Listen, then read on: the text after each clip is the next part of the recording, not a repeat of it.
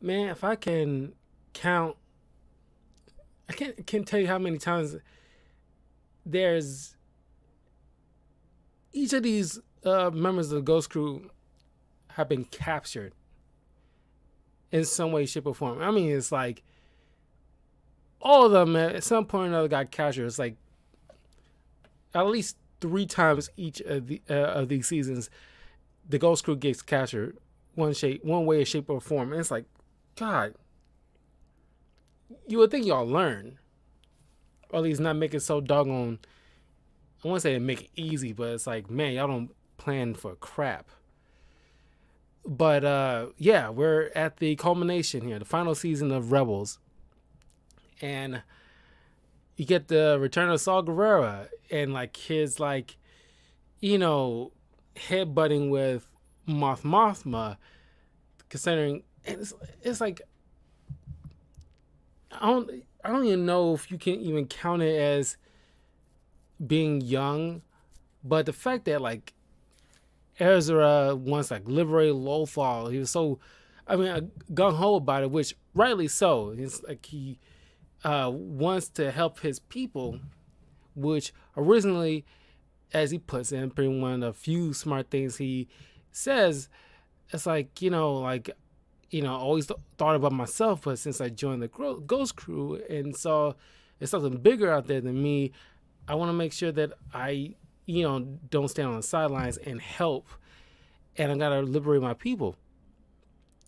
And of course, Sabine, had that kind of same feeling when it comes to the Mandalorians after what the Empire has done. And first, Hera.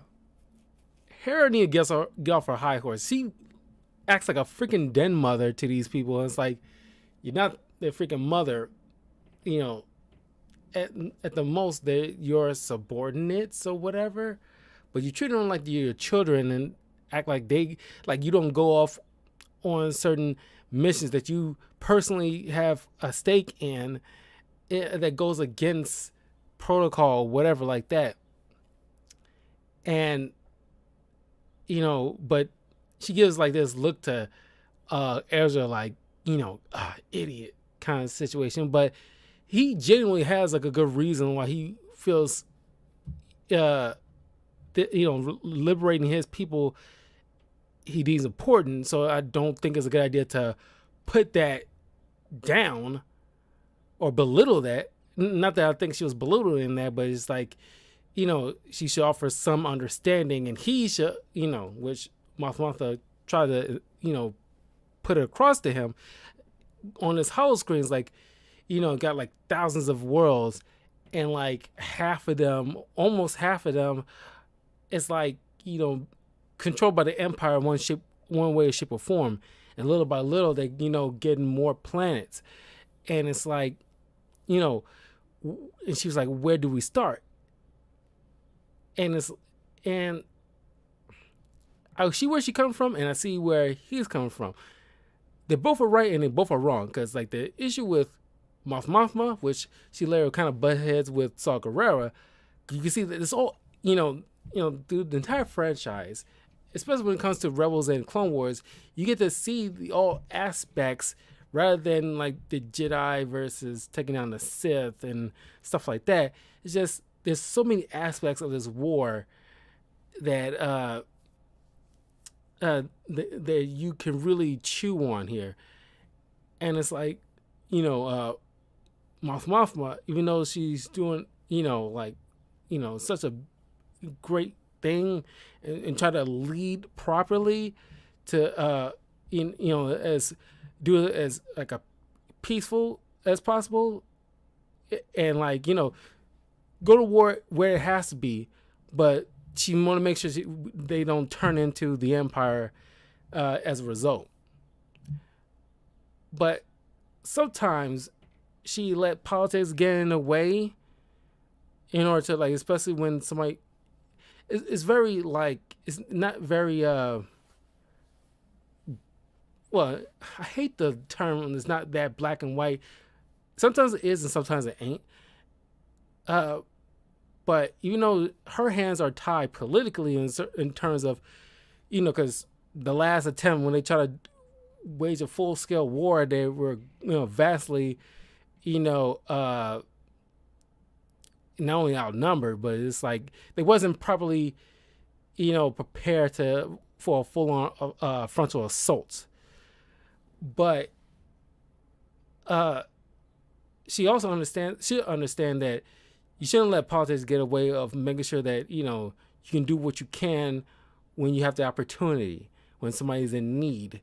But it's like, oh, we can't take resources from this place to go help this other place and blah blah blah, which is understandable. This is where it gets iffy with that. But then you get like Ezra, who's just I won't say single minded, but he seemed like I'm glad the whole screen is put on display so he can get a picture of like, yeah, your planet ain't the only planet that we have to liberate. If it was, then that'd be a different story. Well, we got this planet, Hera's planet, you got Zed's planet, you got this guy's planet, and that guy's planet, and her planet. And it's like, it's too many. And we don't have that much resources as it is. We've got to strike strategically where it do the most effect.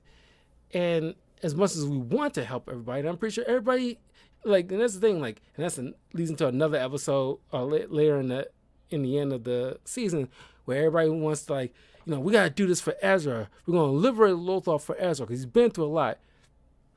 He ain't the only one who's been through a lot. I mean, it's like, yeah, are y'all going to just, like, everybody's going to just do the exact same thing? Like, we want to rise up. We want to, liberate Kutan or whatever planet. And it's like, it's like, and then, like, some other small group of rebels want to, like, take matters in their own hands. And it's like, as you probably will see in Rogue One, it doesn't always pan out in a happy endings, sort of fashion.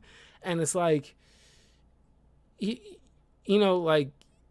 understand this kid is special to you guys, and like y'all had this little crazy adventures and missions and what have you, and it's like your brother in the arm and everything like that. But man, it's like you look at it panned out well, because like this kind of thing is like he ain't the only one who probably got that same feeling as who got that same feeling. But then you get like Saul Guerrero, where it's like he is pretty much like a terrorist. He's not. I think he went beyond rebel, and he's into, like, as you see in Rogue One, he's like, last time we saw him, he had like a complete bald head, and within like several months between the events of the last time we saw him up until this point, he like grew a big Don King kind of fro, and it's like, you was just bald headed. How you grow that much hair that fast? Because I guess they got to make sure that it matches up with Rogue One, the Rogue One look. But like he's pretty much like a, by any means, kind of fringe group of rebels, where it's like, he goes, he gets results, but like the most, like he torture his prisoners, and it's like he like, cause as we saw him in Clone Wars, you see all that seeded, and it's like even his sister barely got that, part of him anchored, and but even she from time to time can't keep him from crossing that line. But she was the one thing that kind of kept him, at least relatively in check. Now he's just like, as he puts this, like, I don't have my sister, I don't have my people anymore. This is just me. And it's like you see like the war, like really, like you can't really, you can't put that completely on the war, because that's like that was always there. The war just kind of heightened it. Especially after he loses, it kind of like, he's a representation of people who lost a lot during wars. And it's like, what that does to a person, you can't really fully judge them on that, but you don't really agree with their methods irregardless. But, that's something Moth had to like explain to, people. It's like, he's he crosses lines that we should not cross. He's pretty much like Red Hood from DC Comics. It's like he has no qualms of doing, certain crossing certain lines, albeit, well, depending on the writer, he wouldn't hesitate to kill anybody, but he wouldn't kill an innocent person in order to get information, or at least threaten or risk the safety of innocent people in order to get results like Saul Guerrero would. And it's like, Sabine and Ezra going on a mission with him but they end up finding information about like this utilizing a kyber crystal. The Empire utilizing a giant kyber crystal, which you later on know they used for their Death Star weapon, which there was a little bit hinted at in this season. But yeah, I mean, because it's nice to see Saul Guerrero again, but you know where his life is gonna end at. You also get the death of Kanan after a mission, which you finally get to see him as like haircut and everything like that, and it was a dour situation. It's probably one of the great scenes, and like of course like Ezra and Hera, well, they all take it pretty hard because he was like the patriarch of the crew, while Hera was like obviously like the matriarch kind of role.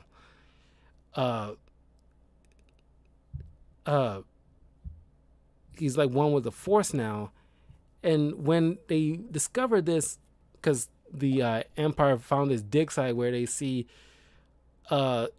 this big mural representing the father, son, and the daughter from who we saw from Clone Wars, which turns out to be like a portal to like this nexus, which I mentioned in my discussion video about what if Dave Filoni makes a Star Wars fighting game. Check that video out if you have the chance on my YouTube channel, youtube.com/talkativecarl. And I mentioned if there was a Star Wars fighting game, and if you needed like a story element to it, which I don't think is needed, just make it like a straight up fighting game. You can use the Nexus as like a bedrock to explain like if something with this Nexus that causes it to like crack into the real world, where like all these different characters from different points in time of the Star Wars franchise converge on the present day, which would explain why Qui-Gon Jinn is fighting with Ezra Bridger or something like that. It's like, and that kind of thing. You can make something out of that, use that as like a jumping on point, possibly. That's just me spitballing here. That seems like it can fit into like a video game narrative. But yeah, and this explains why Ahsoka survived her confrontation with Vader in the previous season, where Ezra pulled her from that point in time into the Nexus. I know it's called something else. I just feel like it's the Nexus. I'm just going to use that. And then he explained to her what happened since that, what happened to Kanan and so forth. And then it's cool. You can hear all these different like voices throughout time. Like you hear like, "Help you, Obi-Wan Kenobi, you're my only hope," and like stuff that happened in Clone Wars and in the prequels, and in the original trilogy and blah blah blah. I don't think they ever played anything from the sequel trilogy, but there's all voices blending together, and they come across the portal to the point in time where Kanan sacrifices his life to, save the rest of the Ghost Crew, and like this is the point where like Ahsoka had to let him know you got to come to terms with your master's death. He did what he had to do in order to save the rest of you guys, and you pulling him from the time will, wreck all that. You gotta, accept what happened. And it's like, not that I can't tell anybody how to grieve or whatever, but you should be able to understand the ramifications of messing with the course of time.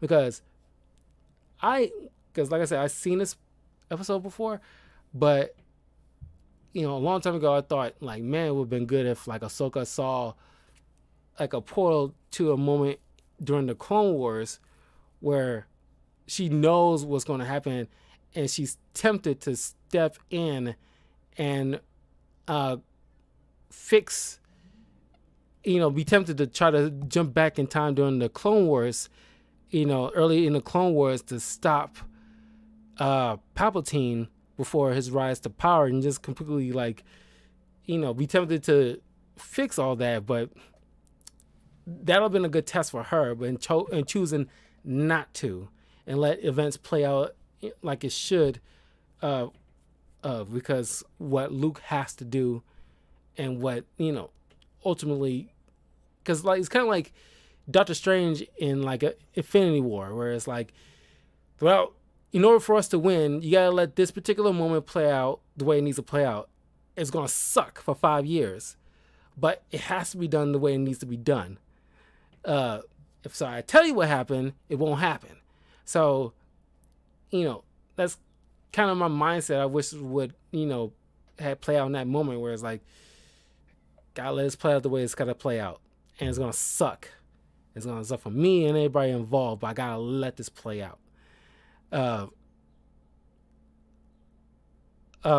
then she goes, because Palpatine managed to try to get inside and try to snatch up Ezra, but he and Ahsoka go back to their respective portals, and he seals it off, and that's when you see the moment where she's like limping off into the shadows, as we saw in the previous season.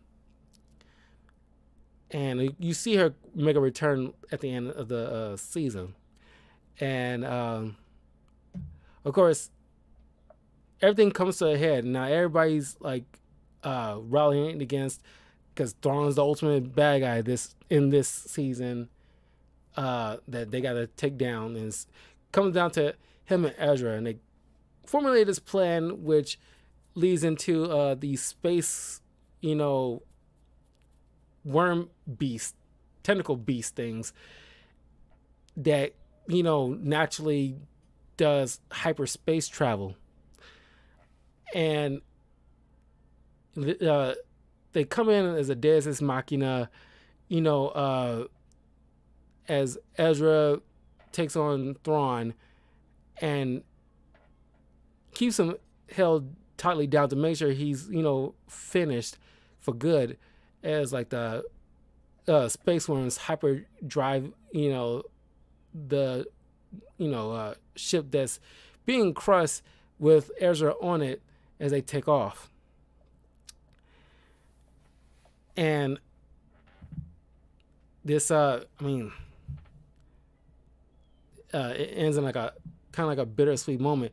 You get one of Hanzo's pig subordinates get shot, but somehow miraculously survive, while the one of the clone guys, who are called like Clone Deadpool, gets mortally shot, and he doesn't survive, which is kind of like, I forgot that happened, because you saw him in Bad Batch, and it's like, oh man, you live quite a long life, but it's gonna suck the way it ends. But they managed to pull a victory in helping liberate Lothal, Ezra's home planet, which is like pretty much like the Tatooine, the second Tatooine of the Star Wars universe, because everybody keeps coming back to this freaking planet.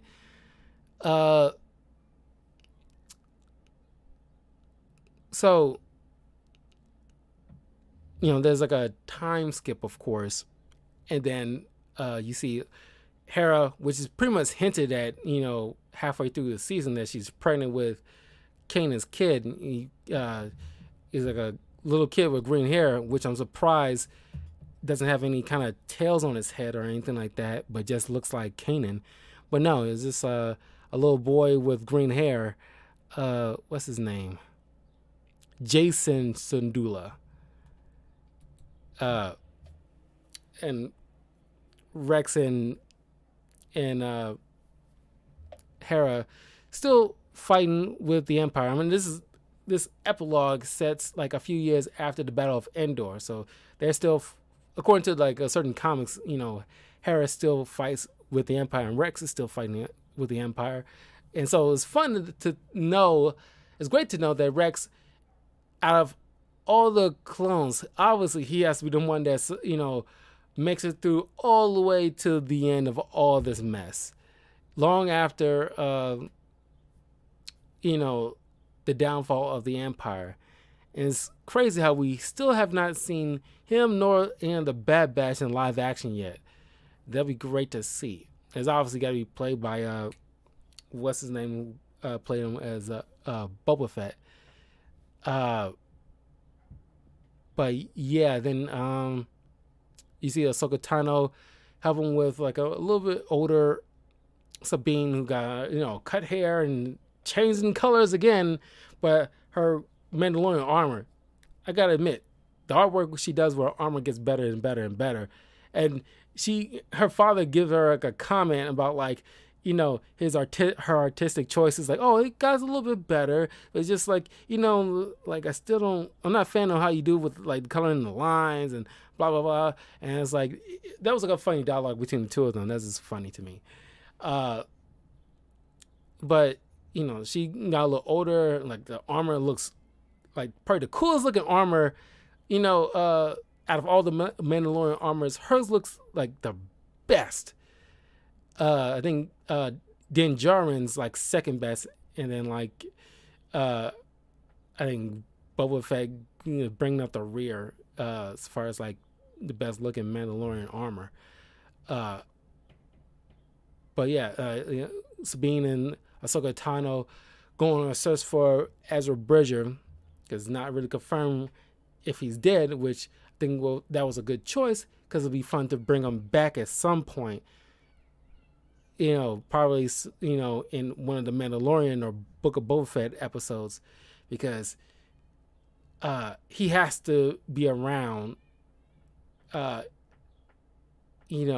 the point of the sequel trilogy. He has to be like around somewhere in the galaxy, a little older, a little wiser, and I'm not sure who would play him in a live action version. Same way with Cal Kestis. He has to be around at some point, played by the same actor, but in live action and a little bit older. And, that will be like so cool. I really want to see that. Despite my feelings towards Ezra Bridger in the Rebel series, I think somebody else handling him in a live action version in the shows like Mandalorian or Book of Boba Fett, they gotta have probably like treat it a lot better and make him less. Well, since he's older, it should be like less, childish or just dumb decisions. But yeah, and then Zeb. Oh yeah, he brings Callus to meet the rest of surviving members of his species, and let him know like he's welcome amongst his people, and knowing that he didn't wipe them all out. And it's like, it's weird that since he was part of that, still somebody from that species should have misgivings about him being welcome amongst the people, because like you help stop the Empire, but it's like, I can't still fully trust you. You didn't like wipe the slate clean. It's got to be like a kid out there who's like, he killed my mother or something like that. It's like I'm pretty sure if like a extra scene might have something involved in that, and he got like, earn their trust kind of situation. But that just seems like a wrapped up too nicely of a bow of a arc of him. But yeah, overall, like obviously I didn't see like Battle of Andor. I'm not gonna watch that, or like Ewok crap or anything like that, because I imagine they are far more worse than Rebels. But as far as like what I've been looking into, as far as like movies and TV shows,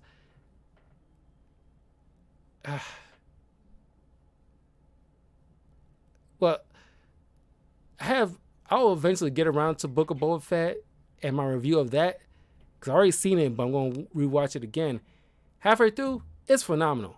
But, most part, it's got nothing to do with Boba Fett, which is kind of sucks in of itself. But by comparison, because I put that and Rebels very low on the totem pole so far as like how I favor each of these stuff I've been going through. Which, speaking of which, now I'm thinking about it. After I complete, and then once I, go through Rise of Skywalker and like Resistance, the TV show Resistance, because that's part of this overall synergy thing. I want to like do like another YouTube tier list as far as like, all the timeline Star Wars TV show and movies that I just been reviewing, and stack them up with each other, and which one is like the overall best and which one sucks the most.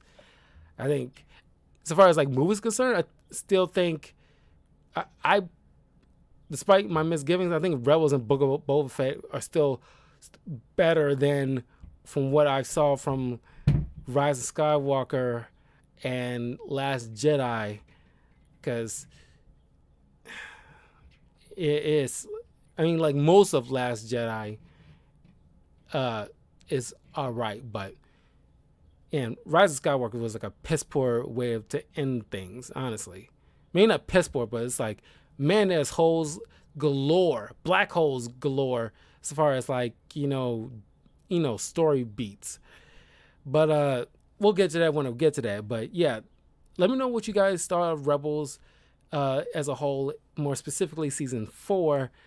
Because yeah, I think season 4 out of all the seasons so far of Rebels, it's the best, because it's doing exactly what I've been wanting them to do. I think it should have started to do is condense these things into arcs and like truncate it to like at the most 15 episodes, and not overall bog down a season with unnecessary side quests that not saying don't amount to nothing, but don't really care, or you can like fit into the narrative of a story that kind of pretty much like fits overall. But anyway, I will see you guys later on in the week when I cover Rogue One and New Hope. We're like nearly halfway through the entire like franchise arc. But I will see you guys soon. If not tomorrow, Tuesday, we'll start the new walkthrough with the throwback game, Marvel Ultimate Alliance. So look forward to that. The first one. I already got like the 2 and 3 up on the channel. If you want to watch the entire walkthrough, please. But yeah, please check them out. But yeah, I want to cover the first one. Luckily, I still got my Xbox 360 Elite. So look forward to that in the next day or two. But yeah,